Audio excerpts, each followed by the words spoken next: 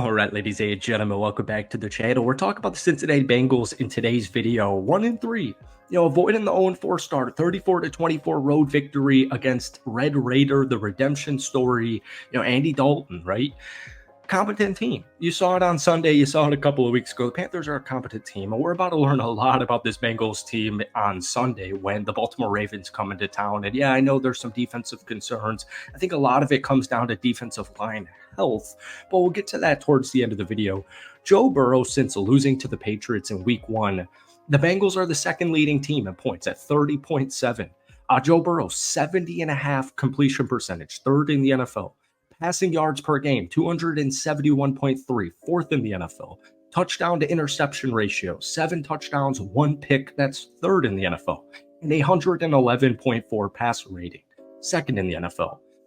If that Chiefs game, and I hate playing like coulda, woulda, shoulda, but the Chiefs shouldn't have won that football game. It should have been the Bengals, and they'd be sitting here at 2-2, and the national football media would not be freaking out. Once again, you have to win on the line of scrimmage, and they're just not doing that defensively. And so Joe Burrow, kind of has to play this hero ball. You have to put up 30 points a game because the defense is giving up only 30 or almost 30 points a game. Now, I got this crazy text after I think it was the first or second quarter of Monday Night Football a week ago against the Washington Commanders. And my buddy was saying, is it finally time to accept and just state the fact that Joe Burrow is not who we thought he was? And I'm thinking, and I'm sitting to myself like, Joe Burrow is everything I think he is. So we're going to talk about this Bengals team in today's video. But before we do, if you guys enjoy it, be sure to hit that like button, hit that sub button for daily NFL content. Bengals fans, apologize, we haven't made a video on you guys in a couple of weeks. So if we could try and get this video to 150 likes, that would mean the absolute world to me. My favorite statistic from Sunday's game was that the Bengals offense produced 16 plays, gaining at least 10 yards. 7 players contributed to those. I think Joe Burrow even said it after the game. If the Bengals can run 31 times for 141 yards and 2 touchdowns, averaging 4.5 yards per carry, the Bengals are going to win at least 10 games this upcoming season, despite the 0-3 start. Like, Zach Moss, I think, is a dog. Chase Brown, I think, is a versatile dog.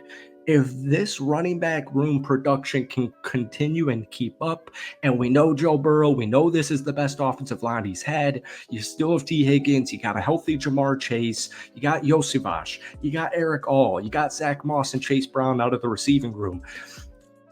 The Bengals will put up 30 a game. This is one of the most high-powered offenses, and once again, the Patriots, week 1, it's week 1. I think the Patriots defense is better than people think in general. The week 3 loss, to me, was the only really bad loss by the Bengals. I think you genuinely got shafted in week 2 by the referees. I think it was an absolute shafting, and you just kind of got to live with it. But if Cincy can get this win against the divisional rival in the Baltimore Ravens, I feel like Burrow always plays the Ravens extremely well. I do think you've got the Giants, you've got the Browns, you've got the Eagles, you've got the Raiders. The Bengals could be on a 6-game win streak at the halfway mark of the season, and they could literally be 6-3, and no one would even remember any of the games from the first month. But the defense certainly has to step up. Now, at the time of this recording, I'm still waiting on a Trey Hendrickson injury report. So by the time some of you guys watch this, maybe we're going to have a better idea of if he's got to miss any time or if he's going to be good to go. But the defense is not, getting the job done. And I know like a guy like Cam Taylor-Britt was really getting ragged on from this past weekend. He got benched or, partially benched, gave up a huge 3rd and 4 on the opening possession for Carolina to Dante Johnson. If your defensive line's not giving you any pressure, and I mean any pressure, your defensive backs and your safeties, they're going to literally suffer. So the fact of the matter is, I know Cam Taylor-Britt's a good cornerback, and I know the secondary is a little bit young. Geno Stone, Von Bell, nice interception. But those 2 cats are, your safeties. And you got DJ Turner, you got Dax Hill, Cam Taylor-Britt as well. It's a very young defensive back room, all right? But if you're ranked 28th in the NFL in pressure percentage and average time to pressure, that's 4th to dead last in the NFL, those guys can only do so much.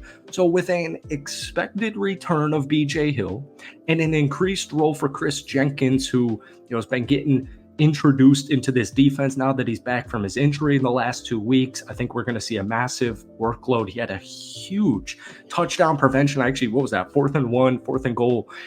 Chris Jenkins got the tackle and, kiboshed a Panthers touchdown. You're going to be seeing some level of stability with just BJ Hill, more work from Chris Jenkins, Trey Hendrickson giving you some pressure, and Sheldon Rankings also is eventually going to return from his hamstring injury, but he's a little bit more behind than BJ Hill. Anarumo, your defensive coordinator, is hoping that BJ Hill returning can help Sam Hubbard get back, because apparently Hubbard's dealing with an injury that's going to last for the whole season, which certainly sucks. I wouldn't be not opposed, because I'm certainly not opposed, but I wouldn't be shocked if Cincinnati at some point, whether it's free agency or their trade market, made some type of defensive line acquisition, by the deadline. And here's the thing. I saw a lot of this on Twitter that the Bengals should have re-signed or kept DJ Reader. The sole matter of the DJ Reader situation is he just wasn't healthy. He just wasn't healthy. And when your quarterback is Joe Burrow and he's getting paid the amount of money he's getting paid, budget cuts have to happen. And if you're not on the field producing, even though you're a great defensive player and DJ Reader, you got to cut those kind of guys loose. So Sam Hubbard this past Sunday, we saw him play inside more than we ever have in his entire NFL career, at least in the last couple of seasons.